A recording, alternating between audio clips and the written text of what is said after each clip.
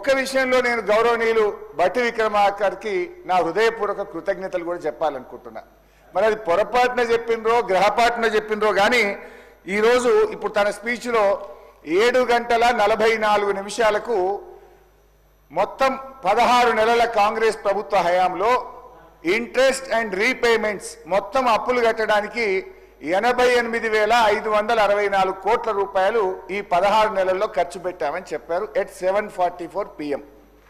గౌరవ ముఖ్యమంత్రి గారు ఈరోజు 3 గంటల 58 నిమిషాలకు ఇదే అసెంబ్లీలో ఏం చెప్పిండంటే మేము 1,53,359 కోట్లు అప్పులు మిత్తుల కింద చెల్లించామని ముఖ్యమంత్రి గారు చెప్పింది. అంటే 4 గంటల్లోనే ఎంత మారిపోయిందో చూడండి అధ్యక్ష. అయితే ఇక్కడ బట్టి గారు చెప్పింది నిజం, ఎందుకంటే వారు ఫైనాన్స్ మినిస్టర్గా చెప్పిండ్రు. ముఖ్యమంత్రి గారు కొంచెం ఏదైనా బురిడి కొట్టించి మేము 1,58,000 కోట్ల అప్పు తెచ్చినాం, ఇలా 1,53,000 అప్పులకే కట్టినామని కార్పొరేషన్లో లేని అప్పులు ఇలా అప్పు అంటే అధ్యక్ష రాష్ట్ర ప్రభుత్వ ఖజానా నుంచి కన్సాలిడేటెడ్ ఫండ్ నుంచి ఏదైతే మనం కడతామో అది మాత్రమే రాష్ట్ర ప్రభుత్వ అప్పు.